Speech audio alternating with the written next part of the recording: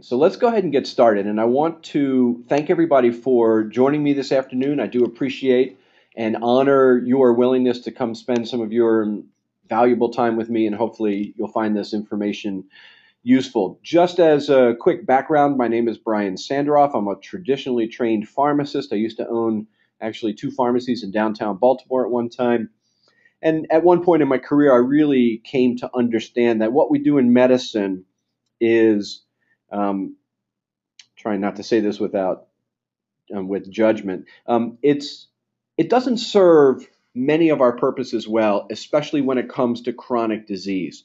What we do in medicine with the medicines that we use for chronic diseases like blood pressure, cardiovascular disease, or depression, or osteoporosis, or diabetes, or whatever, those medicines that we take don't fix those problems. All they do is turn down the volume on your body talking to you.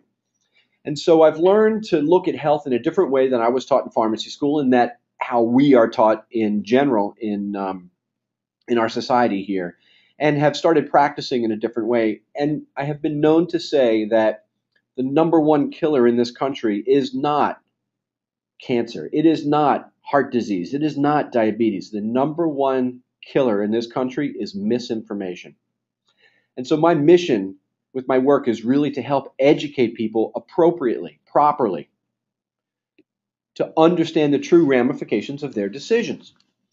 If as an adult you understand that if you smoke, you're likely to get lung cancer, I don't have a problem with you smoking. That's your decision as an adult. And I really am not here to say, hey, you shouldn't smoke. But I would contend that when it comes to our diet and our lifestyles and our exercise and our ideas about health, there's a lot of misinformation out there. And so we make decisions based on information which is faulty, and thus we don't understand the true ramifications of those decisions. So I want to help people understand the ramifications. When they do that, then they can make their choices for themselves. And the topic for today is a biggie. And it is one that is really, really hard to overcome the misinformation about, because we are constantly told that grains are actually healthy for us and that we should have grains in our diet. And the majority of calories that we have in our diet should come from whole grains. This information comes from our government. It comes from medical. It comes from this thing that I call mother culture, because mother culture is always whispering in your ear about certain things. And one of those things is that, we should be eating whole wheat toast, and, we should be eating oatmeal and sandwiches with bread and rice, all that sort of stuff. And I'm here to tell you that that's backwards. And I'm going to make that case for you today. I'm going to try to explain it in ways that are understandable, even though some of the concepts that I'll be discussing are a little bit complicated when it comes to biochemistry. If I lose you in that discussion, then I want you to tell me that so that I can try to explain it in a way that's easier to understand. But I think I've done a pretty good job of distilling the information down to ways that you'll just raise your eyebrows and say, oh, wow, yeah, that makes perfect sense.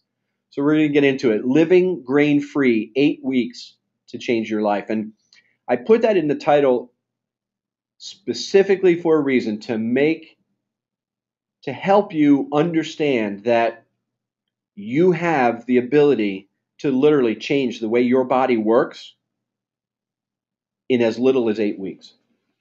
And when you do that, the results, as you'll find out, are incredible. And so I would encourage you to take my challenge. And I know that's even more of a challenge during the holidays, but I will encourage you to take that challenge at some point in the near future and see what the results are for you. Okay, so living grain-free, 8 weeks to change your life. So number one is the need to understand the past is really important here. So a few questions that are going to get answered as we go through this are here. Number one is, how long have we been here as a species? And the truth is that we've been here a long time as a species through evolution, literally millions and millions and millions of years.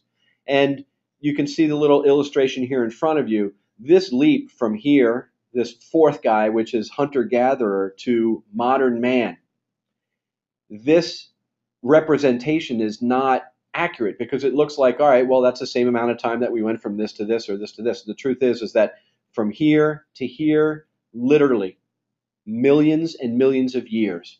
From here to here, from the fourth guy to modern man, relatively short period of time. We're talking about maybe 10,000 years, 15,000 years. And there was something that occurred with us as a species that was the beginning of the downfall when it comes to chronic disease and how our bodies work. And that's what I'm going to explain for you. So, number one, we've been here for an awful long time. When did our diets change drastically? Well, it changed with the occurrence or the advent of what we will call modern agriculture. And it didn't occur all that long ago, especially when you look at the bigger picture of how long we've been here as a species. Now, this understanding is key to understanding why grains are not a good food for us. What are the results of that change? We're going to answer all those questions as we go along. To start the discussion, we have to talk about our genetic development. So, number one, genes develop in response to a changing environment. This is also called sort of like natural selection. And so, in the face of a changing environment, small genetic differences between one individual and another will make it more or less likely for that particular individual to survive, depending on what the circumstances are. The one that does survive because of that genetic reason is more likely to pass on that particular gene to their offspring, thus making them more likely to survive, right? For humans, it takes a tremendously long period of time for this to happen. Now, in science, we've studied, different species where we can cause those changes to happen very quickly. But for humans, it takes a long time for this to happen. It doesn't happen overnight. It doesn't happen in a decade. It doesn't happen in a lifetime. This kind of genetic change literally takes millennia to happen, hundreds of thousands of years. And in fact, the fossil record shows us that the human genome, which is sort of like the genetic makeup of all humans, has changed relatively little in the past 40,000 years. So that's since the emergence of what we would call behaviorally modern humans, humans that behave the way we do today. I want to give you an example of this in action. So once upon a time in our development as a species, our livers actually made vitamin C. But through millions of years of exposure to vitamin C from the fruits in our diet, in the Fertile Crescent in Africa, this is where we began as a species, our bodies literally lost the ability to actually make or manufacture vitamin C. Lost probably is not really the best word to use because it's more like the need just wasn't there anymore. And so the materials and energy needed to manufacture vitamin C over a very, very, very long period of time were better used in other ways. And so eventually, as a species, we no longer had the ability to make vitamin C. We didn't have the need to make vitamin C. So now, as our species expanded in population and migrated away from the Fertile Crescent, where less tropical conditions existed, we actually then had the potential to run into problems from not being able to make vitamin C because maybe it wasn't available in our food in different areas of the world. You get that? You understand that? So the point here is that our nutritional requirements have not changed that much. What that means is that our nutritional requirements, what we have genetically developed to be able to survive and thrive, are the same as they were before the advent of agriculture. And that point in time in history, the advent of agriculture, is important to understand why that is sort of like a left turn when it comes to our health. So let's get into it a little bit more. Modern agriculture. So what caused this quote unquote advancement? And I say that in quotations like that because there are those of us in the medical world who may look at that and say that really wasn't an advancement. It was a society advancement.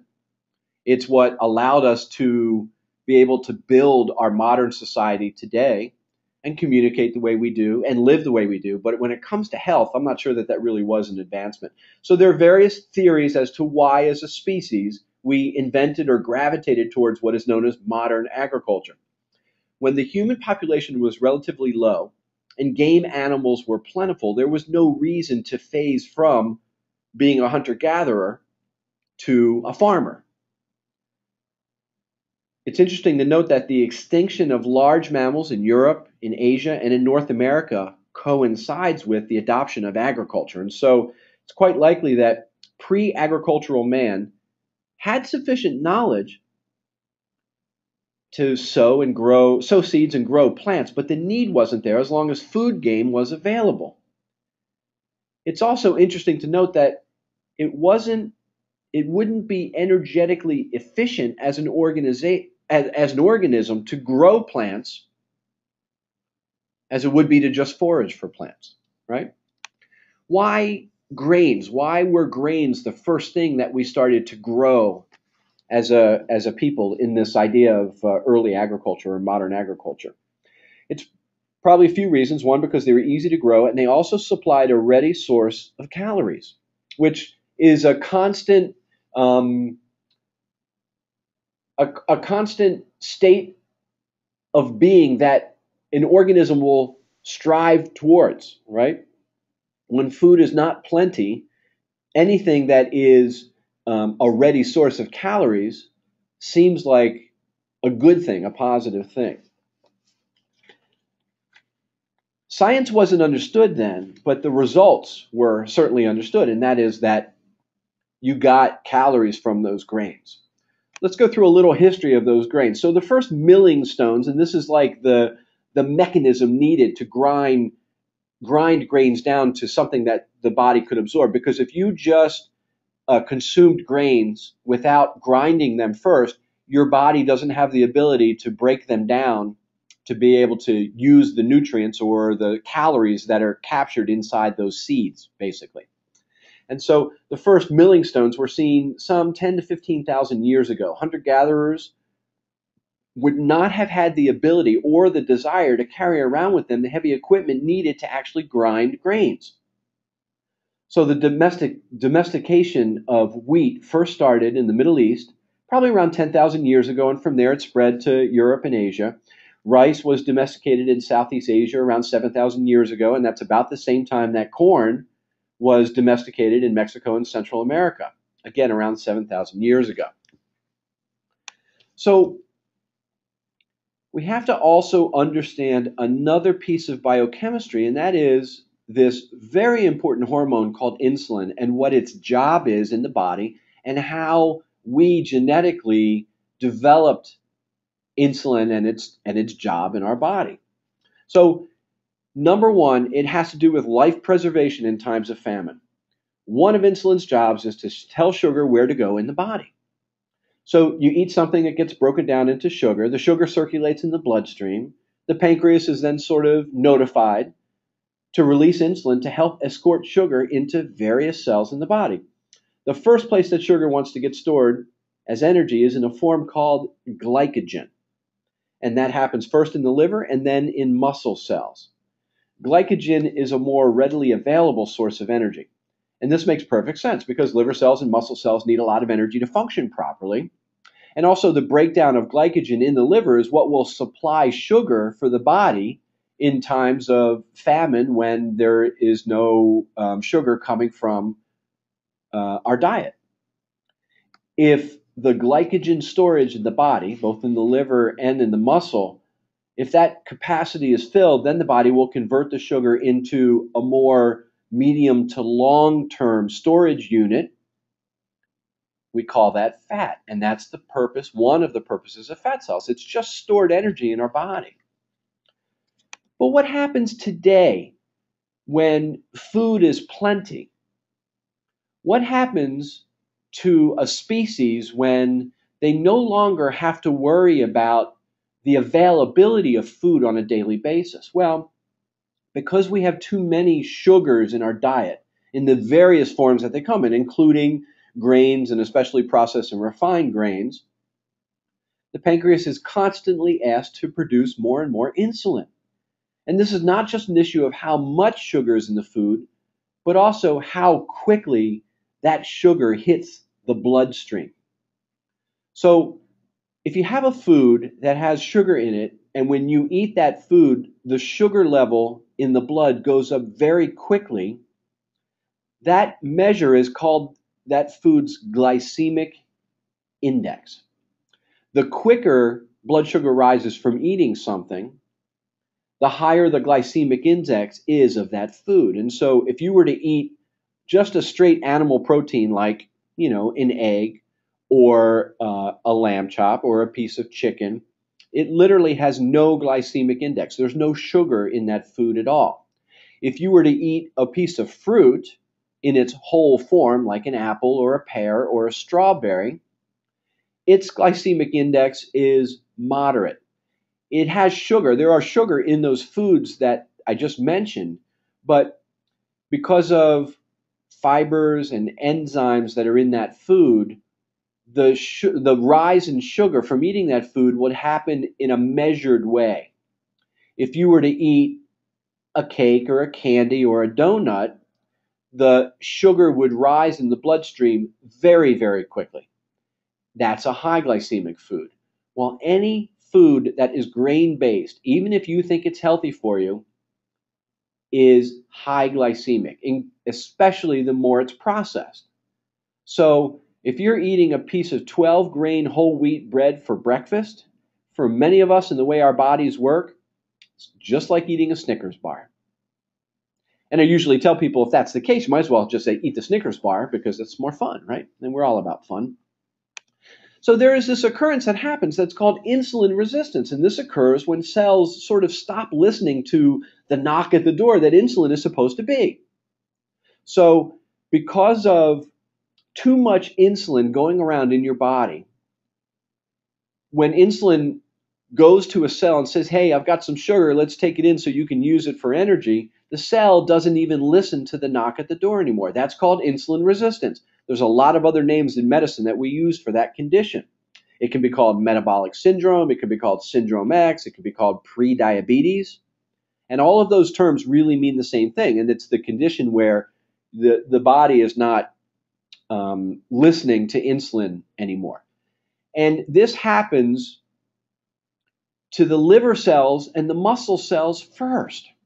And so one of the results of having too many sugars in our diet, and the result of having that, meaning high insulin levels, is that liver cells and muscle cells, even though they may not be filled to capacity with glycogen, that readily usable stored energy form, when insulin comes and says, hey, here's some sugar, let's fill up our glycogen stores, Mr. Liver Cell or Mr. Muscle Cell, they don't answer the door. And the body then does what? Well, it's going to save that energy for tomorrow, and he does it in the form of fat. So what are the physiological effects of having too much sugar in your diet? Well, number one, remember what insulin is for. Insulin is going to make it so that we do not waste any of that energy. Our body is very efficient at saving energy. And again, we have to look at this in this longer perspective. Your body, even though you are modern man and woman today, your body works just like your ancestors did when they were hunter-gatherers. And when your ancestors and my ancestors were hunter-gatherers, food was not necessarily plenty. We went through periods of not having food, of famine. And so when there are times of plenty when it comes to food, the body is going to remember when there weren't times of plenty, when there were times of famine, and it's going to want to store energy for those times. It's going to want to put some energy in the bank account. The body will continuously do that. We have a limitless ability to store energy. Now, it's interesting because there's actually a mechanism that our body has to tell us not to store too much energy. And it does it through the use of another very, very important hormone, which is called leptin. And I'm going to talk about it a little bit in detail because it's important to really understand this. So leptin is a hormone that's actually made by adipose tissue. It's actually made by fat cells. And leptin's function in the body is to regulate the amount of stored energy that we have. When you have enough fat, and again, that means stored energy, leptin is made and acts on parts in the brain, especially in the hypothalamus, to regulate appetite and energy expenditure. So when there's enough fat, when you have enough stored energy for whatever famine time is going to be coming down the road, there's a mechanism to tell your body to burn some of that fat as energy and to slow down appetite so you don't make more fat, so you don't get too much stored energy. Leptin levels are supposed to be highest between midnight and early morning, which makes perfect sense. It helps keep us from being hungry when we're sleeping. And when fat levels in the body are low, leptin levels go low, and that means we have a higher appetite and we burn fewer calories. And again, that makes perfect sense. So in times of famine, and we start to use up our fat stores, a couple physiological things happen through leptin. One of those things is we're going to slow burning of calories, and we're going to seek out more food. Our appetite's going to increase so that we can then try to build up our fat stores again, our stored energy again. Unfortunately, and this is the big unfortunately, we just talked about insulin resistance. Well, just like insulin resistance, we can also have leptin resistance. And the result of that condition, which almost every one of us are likely walking around with, are devastating when it comes to chronic health, because what it means is even though we have excess fat, we don't slow down our appetite. We keep eating more and we keep storing more, and we don't increase metabolism so that we burn off some of that fat. And so the result is that we get fatter and fatter and fatter. And point number 2 there on the screen, that leads to a limitless ability to store energy. And that is a huge problem. There is tremendous amounts of scientific research right now going on trying to understand better the role of leptin and how to manipulate leptin and leptin receptors in our bodies so that they listen to that leptin message, which then would lower appetite and increase metabolism better. So what are the sources of sugar in the diet? Well, obviously cakes and candies and donuts. I mean, that's obvious. And, I used that example earlier about people smoking, and that as an adult, if you understand that if you smoke, it's probably going to make you more susceptible to a lot of health issues, including cardiovascular issues and cancers, but you understand that. And if you decide to smoke, okay, that's your decision. Well, it's the same thing with cakes and candies. We know, and donuts, and we know that those things aren't healthy for us. There are other reasons why we eat those things, and I'll get into that a little bit. But here's where the misinformation comes in, because what we don't realize is that processed and refined grains across the board are just like cakes and candies for those of us that are walking around with what we call insulin resistance. So you can eat that 12-grain whole wheat bread, and you can be tricked into thinking that that's actually healthy for you, and it is not. At least not the way most of our bodies work. There are times and there are certain conditions where that food can be healthy for you. But for the vast majority of us, that is not the case, and we should not be eating that, because that processed and refined carb causes a spike in sugar, and that spike in sugar causes an over-release of insulin. And that over-release of insulin is what leads to all of the issues that we have in health that we're trying to avoid. What about corn? Is corn a grain, or is it a vegetable? It's a grain. Corn, same issue. What about starches? What about like potatoes and starchy foods?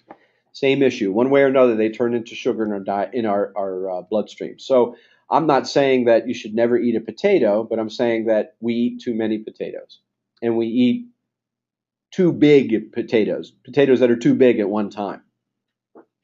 Okay, how does this translate into chronic disease? Well, insulin is one key, and we've talked about that, and hopefully you understand that. Inflammation is another key, and that also is very, very important to understand. Inflammation is the second key underpinning to every one of the chronic diseases that we are trying to avoid as we get older. There is not one chronic disease, there is not one disease that you have a family history of that you aren't more susceptible to because of inflammation in the body. I'm not talking about inflammation of your joints. I mean, we know what that is. It's called arthritis. It happens as we get older, we get sore joints or whatever. There's an underlying tendency towards inflammation that can be measured in a blood test, which is called C-reactive protein, or CRP, and that is clearly a measure of what's going on underneath the surface that leads to chronic disease. That and insulin levels, those are the two keys. And this is really, it's sort of important to go back to our history and understand the realities and the facts.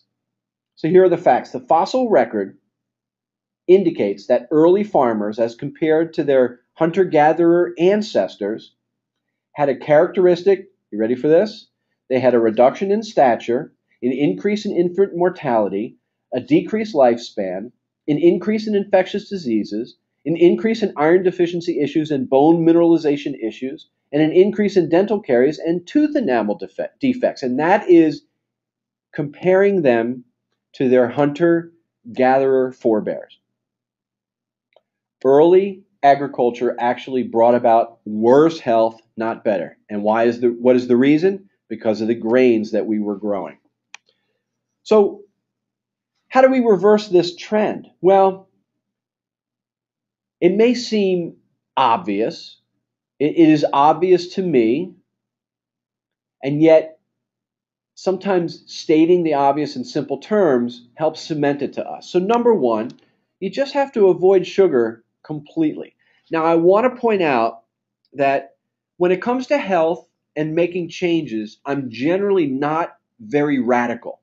I'm more of a one step at a time, let's see what happens kind of a guy. For this particular issue, you have to jump into the deep end if you're going to see results. And so here's sort of like an analogy. If you walked into a room and there was an odor in that room, as you stayed in that room, your awareness of that odor would start to go away, and soon you wouldn't even recognize it anymore. And even if more of that odor was pumped into the room, you wouldn't smell it. You wouldn't recognize it.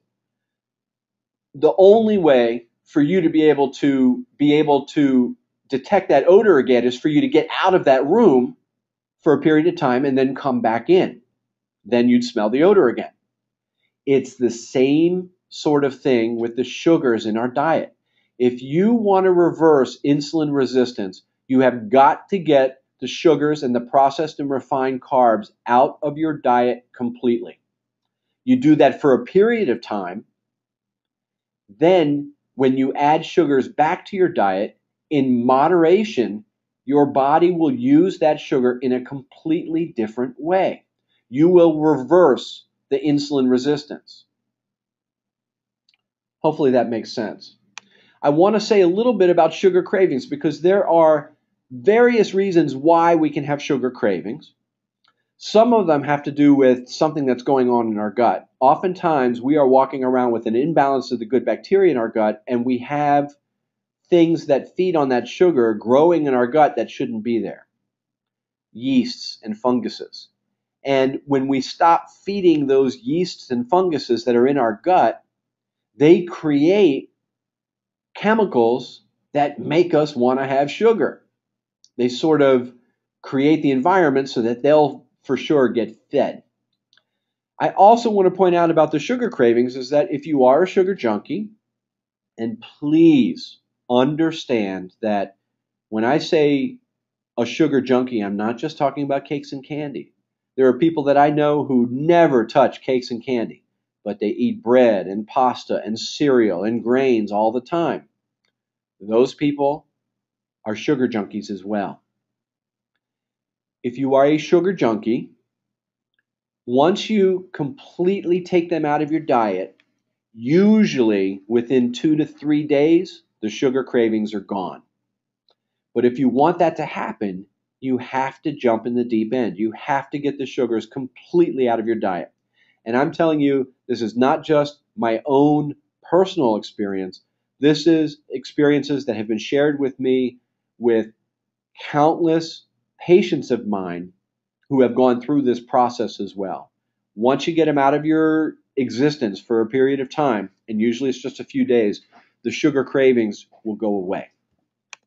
Now, there are some exceptions to that, and that's why I put emotional eating here, because there are those of us who, from our life circumstances and from our parents or whatever, have learned that eating those foods can alter feelings that we have inside. And when I say alter, what I really mean is hide or numb ourselves to. And I always kid my mom, typical Jewish mom, for doing this to me. And that is, when I was a little kid, if I fell down and skinned my knee, what did mom say? Said, "Here, have a cookie. It'll make you feel better." And let me tell you, as an adult, that is a hard lesson to unlearn. So if you are an emotional eater and you have a tendency to go towards those high glycemic foods, and again, it's not just cakes and candies. Sometimes it's just the bread. I talk to people and they say, wait a second, but bread is so homey and grounding. Those are emotional responses to food. I'm not making a judgment about that, but see the reality in that. So if you're one of those people, a couple things that you can do. One is on our website, right from the front page, you'll see a slider on there that talks about end emotional eating. My partner here at the office is a clinical hypnotherapist, and she made an excellent self-hypnosis CD called End Emotional Eating. And we guarantee that if you listen to that every day for 30 days, you will see differences in your emotional eating. There are lots of reasons why we eat other than just because we need the calories or we need something nutritionally. And so when you go to eat something, especially in the evening, and it's not healthy, it's a cracker, it's a pretzel, it's cake or candy or ice cream. When you go to eat that, before you have it, ask yourself a simple question. Just say, hey, am I really hungry, or am I bored, sad, lonely, angry, whatever? And you'll find that you're not really hungry, that you're trying to soothe yourself with that food. Find a different way to soothe yourself. Go out and take a brisk walk for 10 minutes. I can guarantee you won't want that food anymore, because you'll soothe yourself and you'll numb yourself to those feelings that are uncomfortable with the creation of endorphins, which is another way to sort of work through that. All right.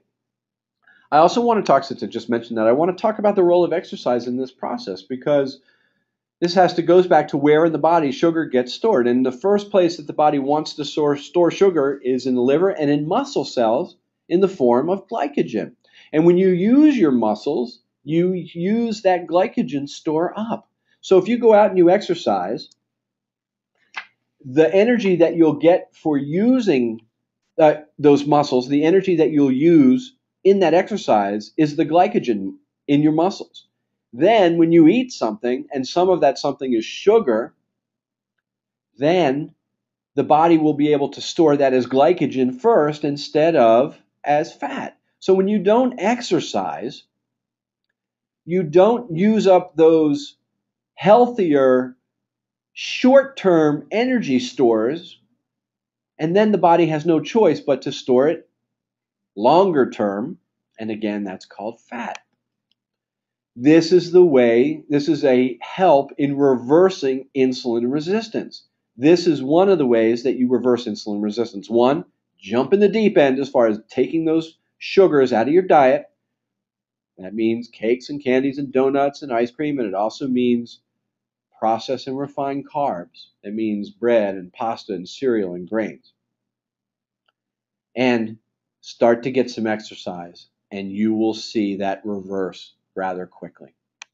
And again, I want to go back to our history. Let's look back again. For the vast majority of time that we have been on this planet as a species, meaning for the background that we've developed our genetic environment, our internal environment from, We did not have grains as a staple in our diet. And number two, we were constantly on the move. We did not sit at desks. We did not sit indoors. We got exercise. If you look at studies have shown that analysis of hunter-gatherers, they ate a tremendous amount of calories, more calories than we eat today. Why are we fatter? One, where those calories are coming from, and two, they had to go hunt down those calories. It wasn't served to them in a restaurant. They didn't just have to go to a grocery store and pick up a grocery cart full of food. They had to actually go out and find that food. And they burned calories when they did that. And if we look at the kind of exercise that we thrived with as a species, it was what today we would call interval training. It was short bursts of intense exercise separated by longer periods of less intense exercise. So the equivalent of that, if you were on a track running, would be sprinting for 100 yards and then jogging for 300 yards, then sprinting for 100 yards, then jogging for 300 yards. So whatever kind of exercise you're doing, it will serve you better if it is interval. And you can do that on any sort of machine that you want. You can do that on a treadmill or a stair stepper or a rower or whatever. Intense for a short burst, less intense for a longer period. Then short burst, and then that's the environment that we grew genetically under. And again, our genes have not changed very much at all from what they were 40,000 years ago. So that's the exercise part of it. So how about living grain-free?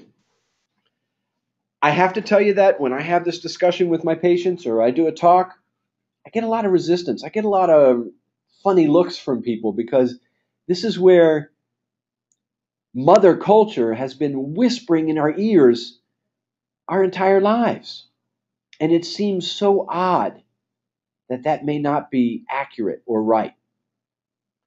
So what I really ask people to do, what I challenge you to do, is to do an experiment for yourself. Live grain-free for 8 weeks. That's all. It's not a lifetime sentence. It's an experience for 2 months and see what the result is for you. Number one, it requires a change in attitude because again, we have grown up with this idea that 12 grain whole wheat bread is good for us. And what we're supposed to have for breakfast is grain based. We're supposed to have cereal, and there's healthy cereal, right? Like oatmeal, like Cheerios. They don't have to be laden with sugar, and they can be healthy for us. So we can have a 12 grain whole wheat English muffin, and that's good for us. Or when we have our eggs, we can have those hash brown potatoes, and that's good for us. It requires a change in attitude. The question that I get next is, well, what do I eat for breakfast then? Because breakfasts are supposed to be based in those grains. Well, I have to point out to you that that is a silly notion. Look out the window and show me any other animal in the entire animal kingdom that eats certain kind of foods at one time during the day and other foods the rest of the day. I am certain that it was actually General Mills that kind of proliferated that thought so that we'd be all happy buying our, Wheaties or whatever. So what do you eat for breakfast? Anything that you would eat for lunch or dinner that follows these rules. Nothing that's grain-based. So what's a typical thing for people here is to have eggs. If you had a 2-egg omelet with vegetables in it, that would be an excellent breakfast for you. But the truth is, anything you would eat for lunch or dinner, salad, soup, stew, chicken, hot dogs, anything that you would eat for lunch or dinner that follow these rules is fair game for breakfast as well. So let me take you through what would be a typical day's eating that would follow these rules. And I also want to say that I'm not necessarily the biggest fan of this idea of a paleo diet, or that there's a lot of misinformation about that. I am talking about trying to eat more like our ancestors did, because Our genes are the same as those ancestors, and those genes are not geared to thrive under the conditions of having too high of a blood sugar and too high insulin levels. But I also recognize that the foods that our ancestors ate are not going to be the same foods that you and I eat because those foods are not available. I don't know, it's been a while since I've seen a mammoth running around my neighborhood. And I'm not going to go out and hunt down rabbit. And any of the wild tubers that our ancestors might have eaten, whether we would call them carrots or potatoes today, are vastly different than what was available to them. But the theory is sound, and it really comes down to getting the grains out of our diet. So here's what a healthy, typical day of eating would look like if you're removing the grains from your diet. For breakfast, a 2-egg omelet with some vegetables. And it can be any vegetables that you like. Asparagus, broccoli, cauliflower, mushrooms, tomato, whatever. And a variety. Do different things. In between breakfast and lunch, you should have some sort of snack. Let's say it's a half of an apple. For lunch, you want to have a salad. You want to have a lot of different greens with some sort of protein on it. And that protein can be eggs, it can be fish, it can be chicken. Between lunch and dinner, again, some sort of snack. Let's say it's a handful of nuts. Let's say it's some hummus with some vegetables. Let's say it's a handful of pistachios or almonds or cashews. Dinner, some sort of protein and vegetables. That's a typical day's eating where you've avoided grains completely. There's no sandwich. There's no burger. You can have the burger, you can't have the bun. There's no bread with dinner. There's no rice on that plate. That would be a typical day's eating for you. And I cannot tell you how much that would change your life. 8 weeks is all it would take. So what do you expect in 8 weeks? This is what people report to me. This is what my own personal experience has been as well. And I challenge you to try this for yourself. Again, it's not a lifetime sentence. It's just 8 weeks. If the holidays are a bad time for you and you just can't resist eating those Christmas cookies that your neighbor brought over, or the fruitcake. By the way, I think there is only one fruitcake in existence. It just keeps getting passed from person to person. No one actually eats it. But if this is a harder time for you with the turkey and stuffing or whatever, then wait till the first of the year if you want. But take an 8-week period of time, jump in the deep end, and do this, and you will see these sorts of differences. Ready? Number one, you're going to see a difference in your cravings. As I said, usually happens in 2 to 3 days. The sugar cravings are gone. Also, the result of that is when you don't have all of those excess sugars in your diet, you actually lower the bar on what tastes sweet. And what will happen is after you have a washout period of a couple weeks, you go and you eat a strawberry, and it's going to explode in your mouth, and you're going to remember what sweet was supposed to taste like. The experience cannot be described. It can only be experienced. And so I would encourage you to do it just for that. You're going to lose weight, and even more importantly, you're going to lose fat. I can almost guarantee it. Now, I shouldn't say it that way. I really should say it's going to be a normalization of weight and fat. And so there are people who are probably listening right now who don't necessarily have to lose weight. You will not lose weight on this diet as long as you're getting enough calories. You may convert fat to muscle, and sometimes we're walking around thinking we're skinny, and there's this condition that we call skinny fat. Models have this. They look bone skinny, but actually if you see their percent body fat, it's much higher than it should be. People that are anorexic lose muscle and gain fat. Even though they're skinny, they can have up to 50% body fat. Ultimately, it ends up why they die. So you're going to see a normalization of weight and fat. And for the vast majority of us, especially if we're walking around with insulin resistance, the vast majority of us are going to lose weight and lose fat. Our percent body fat is going to go down. And I would encourage you, before you start this experiment, to actually have a test done so you can see what your percent body fat is.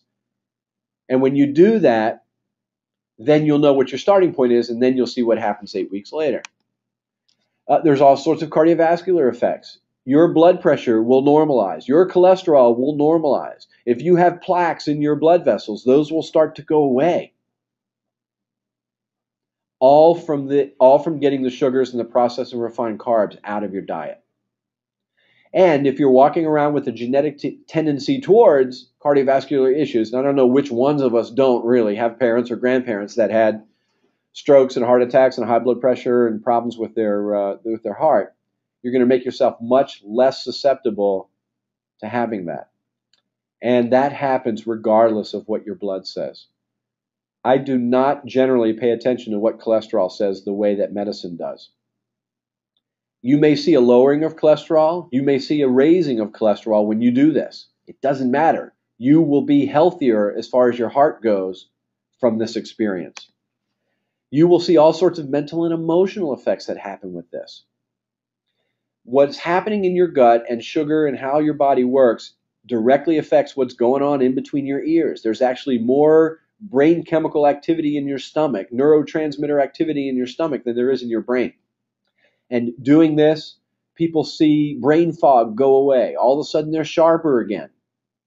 They're able to focus and concentrate. There's less depression. There's less anxiety. There's less sleep issues. People will have a tendency to like you more, just as you'll have a tendency to like other people more. That's an amazing effect. You'll see all sorts of hormonal effects, normalization of your hormones. And so for women, that can mean, if you haven't gone through menopause yet, that can mean more regular cycles. It can mean ability to get pregnant appropriately if infertility is an issue. It can mean PMS symptoms go away. It can mean related symptoms to PMS symptoms like pain and cramping and headaches and moodiness. All of that can get better. If you're postmenopausal, this can mean the amelioration of hot flashes. It can mean that your body starts working the way it's supposed to. If you're a man, this can mean more appropriate testosterone levels as you age. Grains affect that amazingly. Sugar and insulin affect that incredibly. It means more growth hormone levels. So if you're a guy that works out or a woman that works out and you have a good hard workout, you create a hormone that's called growth hormone. And your body does that to repair and build the muscle that got broken down from you having that workout. And growth hormone is fat targeting as well. And the one thing that stops growth hormone in its tracks is an insulin spike. So if you go and you work out hard and then you have something that you may think is healthy to eat, like a 12-grain whole wheat bagel, you're stopping growth hormone right then and there. And then the last thing I put down here is empowerment, because what all of those things that I just told you about are all ways for you to understand that you actually have the capability of affecting your health on your own. You do not need a doctor. You do not need medicines. You do not need anything more than understanding where we came from, the genetic environment that we created in response to our environment outside, and how to live more in sync with those genes. Chronic disease could be completely ameliorated in this country if we would get off the grains. It really is that simple. Now is a really good time to type in any questions that you may have. Haven't had any questions yet, which means one of two things. You guys are asleep, or I have done such an excellent job of explaining this that no questions were there. But if you want to go ahead and type them in, I'll be happy to address them for a couple minutes before we get out of here. And while you're typing those things in, let me remind you of what's coming up. Next month, I'm going to do a webinar about weight loss, and I'm going to talk about a specific program that we have here and we use here called Healthy Transformations. And this is a very aggressive weight loss program that you could do anywhere, that the results have been in 12 weeks, people properly have lost anywhere from 10 to 12% of their body weight. So if you're 200 pounds, you literally could lose 25 to 30 pounds healthfully in 3 months' time on this Healthy Transformation program. So I'm going to talk about that a little bit.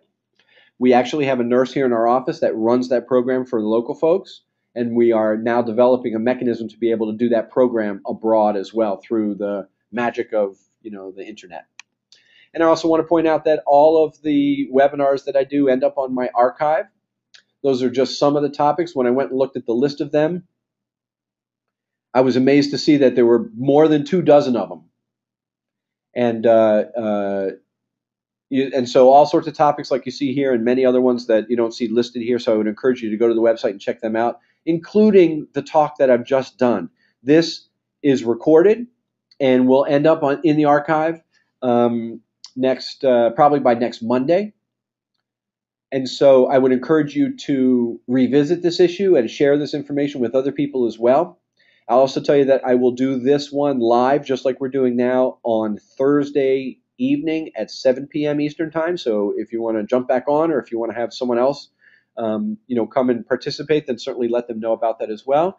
Got a question from Rich here who says, is gluten-free better? Gluten is a protein that's in certain grains: wheat, oat, rye, kamut, spelt, and barley. And there are people who have a particular sensitivity to gluten. And that problem is more widespread than you realize, and then medicine recognizes. However, if you are getting off of grains completely, you are getting off of gluten, because it's all grains. Even rice, which isn't gluten containing, or soy, which isn't gluten containing, you're still going to avoid. And so there's no better. It's like, yes, you will avoid gluten while you are avoiding this as well. So thanks for that question, and thanks for the kind words, Ms. Nordberg. And let's see, a question from Jen that says, would you consider doing a webinar on PCOS in the future? I think a lot of us would benefit from your thoughts on it. Many of us can't tolerate the meds and are looking for alternative ways to reverse the disease. Jen, I appreciate that. That is a great suggestion. I'm making a note of it, and you can count on my webinar in February to be on PCOS. I'm making a note of it, and I will start to plan for that now. So thank you for that question. I appreciate that. Sarah seconded the PCOS thing. All right, there you go. So at least I know I'll have 2 people on that one. So everybody, thank you so much. I encourage you again, get in touch with me during the week. If you have specific issues, maybe you're diabetic and you're on medicines and you want to know what the result of that's going to be, on your insulin, if you're on insulin or on your other meds, then I'm happy to talk to you about that, or email me. I'm happy to talk to you about that as well. Again, sometimes taking this general information and applying it to you as an individual, you may need some help, and that's what I'm here for. So go right through the website. You can email me or you can call me using our toll-free number. And everybody, thanks for joining me, and I appreciate it, and I look forward to you joining me again. Have a great day.